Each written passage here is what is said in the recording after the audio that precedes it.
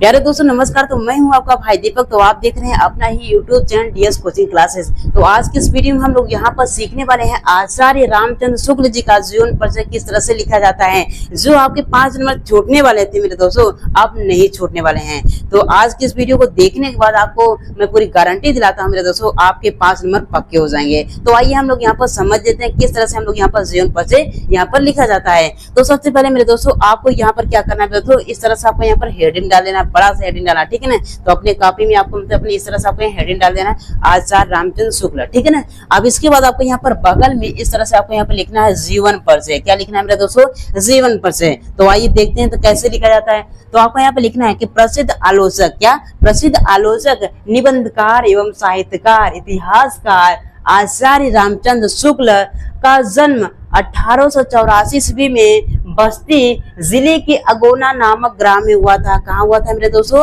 1884 ईस्वी में बस्ती जिले के अगोना नामक ग्राम में हुआ था। इनके पिता का नाम चंद्रबली शुक्ल था। क्या था मेरे दोस्तों, चंद्रबली शुक्ल था, चंद्रबली शुक्ल था। आचार्य रामचंद्र शुक्ल जी ने हाई स्कूल की परीक्षा मिशन स्कूल मिर्जापुर से उत्तीर्ण की थी। उन्होंने हाई स्कूल की परीक्षा कहाँ उत्तीर्ण की थी मेरे दोस्तों, यहाँ पर हाई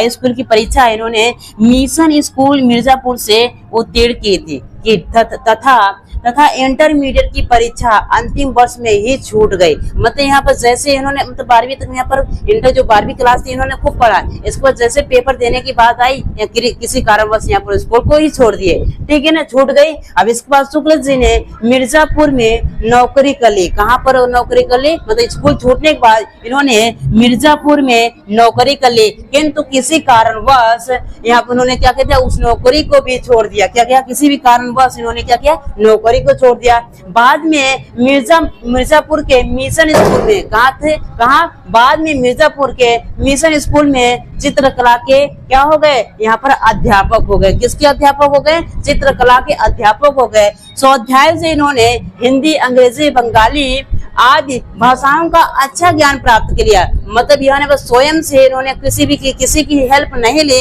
स्वयं से इन्होंने यहाँ पर स्वाध्याय से इन्होंने हिंदी, अंग्रेजी, बंगाली आदि भाषाओं का अच्छा ज्ञान प्राप्त कर लिया घर बैठे बैठे, ठीक है ना, यहाँ पर प्राप्त कर लिया। अब इसके बाद यहाँ ना पत्र पत्रिकाओं में लिखना इन्होंने क्या कर दिया, आरंभ कर दिया। जो उनके पास ज्ञान था वो क्या किया, उस ज्ञान को उन्होंने पत्र और पत्रिकाओं में लिखना आरंभ कर दिया, ठीक है, आरंभ कर दिया। बाद में इनकी नियुक्ति काशी हिंद विश्वविद्यालय में हिंदी प्राध्यापक पद पर हो गए। बाद में इन्हें काशी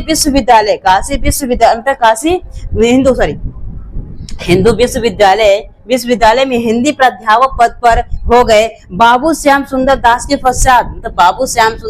पश्चात आचार्य रामचंद्र शुक्ल जी हिंदी विभाग के अध्यक्ष बन गए। किसके पश्चात बने, ये बाबू श्याम सुंदर दास के पश्चात इन्हें क्या बना गया, बाबू श्याम सुंदर दास के पश्चात इन्हें आचार्य रामचंद्र शुक्ल जी को हिंदी विभाग के अध्यक्ष बना दिए। किसके बना दिए, इसके हिंदी विभाग के अध्यक्ष बना दिया गया, ठीक है ना। इसी पद पर कार्य करते हुए सन 1941 में हिंदी साहित्य का यह आलोचक पंचतत्वों में यहाँ पर लीन हो गया। पंचतत्व में लीन होने का मतलब होगा इस धरती को छोड़ के चलेंगे, मतलब यहाँ पर उनका देहांत हो गया। इस तरह से आपको यहाँ पर जीवन परिचय लिख देना है। अब इसके बाद आती है कृतियां। क्या आती है मेरे दोस्तों, आपको यहाँ पर कृतियां लिखने के लिए आता है। तो आपको इस तरह से आपको यहाँ पर कृतित्व लिख देना है, ठीक है ना, हेडिंग में अच्छा सा डाल देना है। अब इसके बाद लिखना है आचार्य रामचंद्र शुक्ल मूर्धन्य आलोचक, श्रेष्ठ निबंधकार, निष्पक्ष इतिहासकार, महान शैलीकार एवं युग प्रवर्तक आचार्य थे। इन्होंने अनेक आलोचनाएं लिखी। इनकी विद्वता के कारण ही हिंदी शब्द सागर के संपादन कार्य में सहयोग के लिए इन्हें बुलाया गया। इनकी विद्वता के कारण ही इन्हें कहाँ बनाया गया, हिंदी शब्द सागर के संपादन कार्य में सहयोग के लिए इन्हें बुलाया गया। आलोचना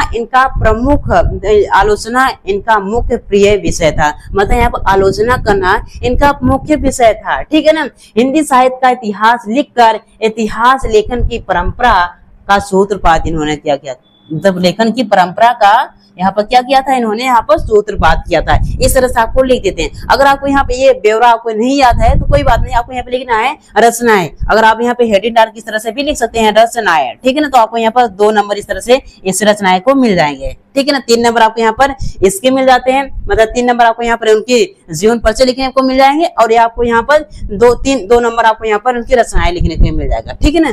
अब देखिए, अब इसके बाद निबंध संग्रह। निबंध संग्रह क्या है, चिंतामणि भाग 1 और यहाँ पर भाग 2 विचार विधि, ठीक है ना। अब इसके बाद इतिहास ग्रंथ इन्होंने क्या लिखा था, हिंदी साहित्य का इतिहास, ठीक है ना। अब इसके बाद आलोचना ग्रंथ क्या था, यहाँ पर सूरदास। देखो यहाँ पर आलोचना करना इनका प्रमुख विषय था, इसलिए इन्होंने क्या किया था, यहाँ पर आलोचना कितना किया, बहुत इन्होंने क्या किया, आलोचना इस तरह से कर दी। बहुत से, सूरदास हो गया, रसमीमांसा हो गया, त्रिवेणी हो गया, संपादन कार्य हो गया, जायसी हो गया, ग्रंथावली हो गया, तुलसी हो गया, ग्रंथावली हो गई, भ्रमण गीत हो गया, सार हो, हिंदी शब्द सागर, काशी नागरी पचाड़ी, प्रतिका, आनंद कादम्बनी, इस तरह से उन्होंने बहुत यहाँ पर आलोचना ग्रंथ उन्होंने लिखा, ठीक है ना। अब इसके बाद यहाँ पर कहानी क्या है, कहानी 11 वर्ष का समय है, और काव्य कृति क्या है, अभिमन्यु का बार की रचना है, ठीक है ना। अब इसके बाद अन्य रचनाएं भी उनके पास है, मेघास्थलीज का यहाँ पर भारतवर्षीय विवरण, कल्याण का आनंद, आदर्श जीवन, विश्व और प्रबंध आदि प्रमुख रचनाएं हैं। अगर आपको यहाँ पर इस तरह से नहीं याद है, निबंध संग्रह, यहाँ पर इतिहास ग्रंथ नहीं याद है, तो आपको यहाँ पर लगभग 2 लिख देना, ऐसे रचनाएं लिख देना। इसके बाद आपको यहाँ पर लिखना है चिंतामणि, क्या लिख देना, ऐसे मान लीजिए आपको यहाँ पर चिंतामणि याद है, ठीक है ना, इस तरह से आपको लिख देना चिंतामणि। जैसे आपको यहाँ पर हिंदी साहित्य का इतिहास याद है, तो आपको इस तरह से लिख देना हिंदी साहित्य का इतिहास, इस तरह से आपको लिख देना है मेरे दोस्त, ठीक है ना। आपको यहाँ पर 2 लिखने की जरूरत है, ज्यादा लिखने की जरूरत नहीं है, ठीक है ना। अगर आपको इस तरह से नहीं याद है तो इस तरह से भी लिख सकते हैं, ठीक है ना। अगर आपको पास समय है, अगर याद है, तो इस तरह से लिखोगे तो और अच्छा दिखेगा। तो इस तरह से आपके मेरे दोस्तों, आपको यहाँ पर जीवन पर से आपको यहाँ पर 3 नंबर मिल जाता है, और यहाँ पर और रचनाएं लिखने में आपको यहाँ पर 2 नंबर मिल जाते हैं। टोटल मिलाकर कितने हो गए, 5 नंबर आपको यहाँ पर इस तरह से मिल जाते हैं।